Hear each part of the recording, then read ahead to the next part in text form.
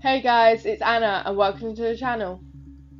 I know it's been like 2 weeks since I last uploaded, but after October ended, I wanted to take a little break from recording and editing videos. It was very tiring doing it daily, so I wanted to give myself a little bit of a rest. In today's video, I decided to dig out my old Letraset Promarkers and have some fun with them. The picture's bigger than my usual one on A4 paper instead of A5, but that's because I really want to put a load of detail into it. First, I laid down a layer of ink for her hair because I didn't really want to fill in that huge area using markers alone. Because ink dries so fast, sometimes it blotches on the page, but using the markers over the top of it covered up all that blotchiness, so I'm kind of happy with that. It's been a while since I've used Promarkers. I used to use them a lot when I was younger, but then I stopped using markers, and when I got back into them, I chose to buy some Copics instead, since I really like the brush nib on them. After recording this video though, I decided to go out and purchase some of the brush markers from Winsor & Newton, since I really like the ink of the Promarker and brush marker range, so I thought I'd give their brush nibs a try too. Also, my Copics have been kind of boring me recently. I think it's because I'm so used to using them that I want to mix it up a little bit with some new markers. This piece was really a bit of an experimentation. I really didn't know if the Promarkers would go well with the ink for one. And then with the background, I kind of just slapped marker everywhere and hope for the best. It was a really fun, relieving exercise though. The piece itself is of one of my original characters, and the picture's kind of symbolic to her storyline, but really I just wanted to draw her long, gingery brown hair. Since this video is a little longer than my usual ones, I'm trying to find some more things to talk about for the voiceover so it's not really short. Personally, I don't really like long videos with no talking in them, but I'm finding it very hard to find anything to say. I hope that I'll improve with practice though. With colouring this piece, the skin was probably my favourite bit.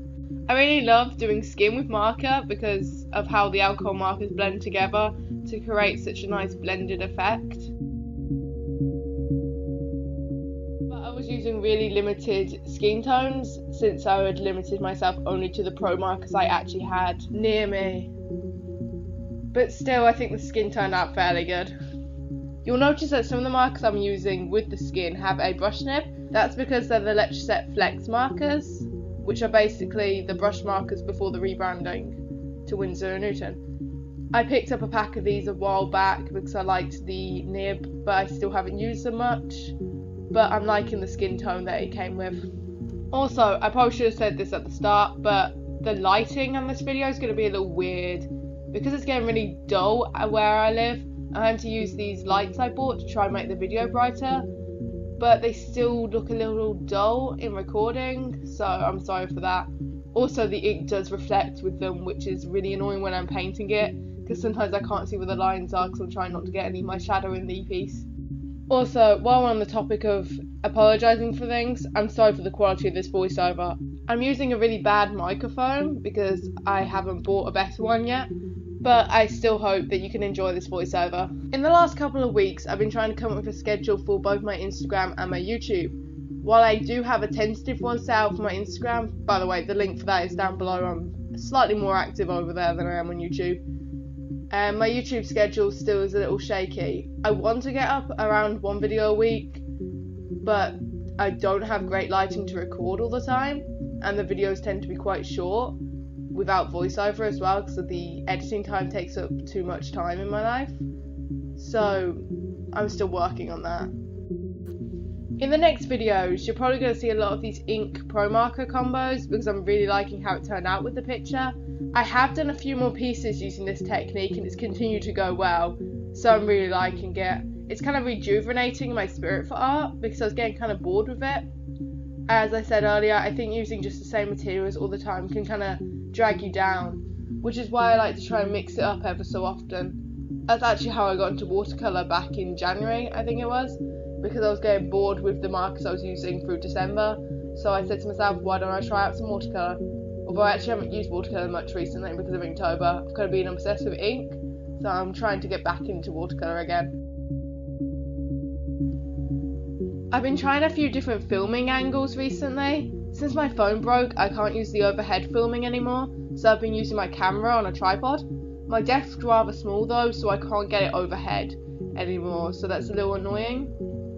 But I don't think the angle view's that bad, but I've been trying to get it a little bit more straighter for you guys. Although I don't think it really worked in this video that well. I'm not too sure if we're actually at the background yet, but since I'm running out of things to say, I'm just going to talk about it anyway. I love the flowers in the background. I use predominantly my Flexmarkers on that because they have some really nice purple tones. And they turned out pretty well, I think. I did use a Kuretake clean colour real brush pen to just add some shading, since I didn't have that kind of dark blue in the set I was using. And I think that really went well with it. The green for the vines in the background was a little weird. I had like 2 or 3 greens that I wanted to use, so I kind of just used them all on the vines to add shading and everything. But yeah, I think had I used a bigger colour palette, I probably would have chose a different type of green just to make sure that it didn't clash too much with the bottom. Since they use the same green for some of their shading, it's a little weird, but I think it kind of unites the picture together, hopefully. And the background behind the vine is a cool grey. I kind of wanted something really dark, so I picked up the darkest grey I had, which is Cool Grey 5. Got out the chisel nib and just kind of laid in all the colour. With these Pro Markers, I use the chisel nib a lot to put in the large space of colour, which is something I don't do with Copics.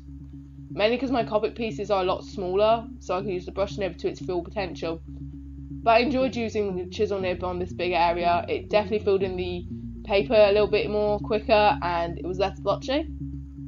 One thing I like about the Pro Marker ink is how vibrant it is.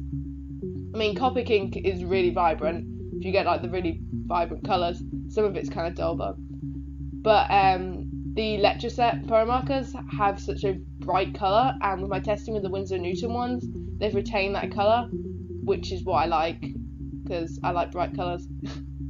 I'm sorry if I sound really weird in this voiceover. I'm kind of just still trying to find things to say, but I really want to try and make a really long voiceover for you all.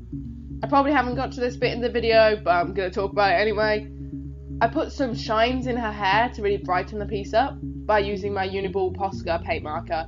I really love the white Posca marker because it's so opaque and shows up so well against markers. And it's really fun because you can smudge it slightly before it's dried if you don't want it that vibrant. So I really enjoy using it. I used it to put the shines in her hair and outline around her just to make her stick out of the dark grey background.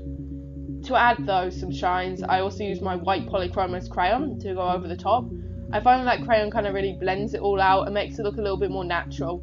I've been liking the effect anyway, so you'll be seeing that kind of shine a lot more in my videos.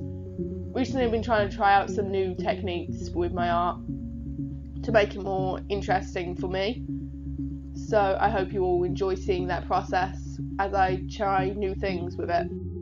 Interestingly, I actually don't like doing close-ups on people with my style. When I was younger I used to do it a lot, and because I wasn't as good back then it kind of looked a little bad as a picture. So it's a little weird for me through Inktober when I did a lot of close-up pictures, and I've been trying to get over the whole I don't want to do it thing because of my younger art. So you'll probably be seeing a lot more close-ups as I try and get better at that, because I'm trying to improve much more with my art and dedicate more time to it, which is a little ridiculous because I dedicate a lot of time to it already. Most of my time is dedicated to sketching and drawing, but you know, I love it. Well, I think you've had enough of my weird voiceover voice today. I'm sorry I've been a little distracted with this and a little weird. Usually I'm a little bit more composed, but today I just thought let's go into it without really thinking about what I was going to say. Probably a mistake, but you know, why not? As always, the link to my Instagram is in the description below. As I said earlier, I post more frequently over there, and a lot of the art that goes over there is pieces that I was going to film but then didn't, or pieces where the footage turned out corrupted. Although a lot of it also includes my digital sketches, because I do digital art, I just don't record it because I'm not very good at it. I only started last year. But yeah, so I put up a lot of stuff over there if you're interested in looking at some of that art. I try and be active and respond to comments over there, but it's kind of hard. I find it difficult for some reason. Anyway, if you like this video, please leave a like and comment down below so I know, and I try my hardest to respond to every comment in a promptly manner, but sometimes I forget to check on them. So if it's been a while, don't worry, I'm probably getting around to it. And yeah, I appreciate every like and comment I get and view. It's really nice to see that people want to see my art. and the next video should probably be up next week. I'm recording one today, so I should be able to edit it in a week. So I'll see you then. Have a great day, and bye!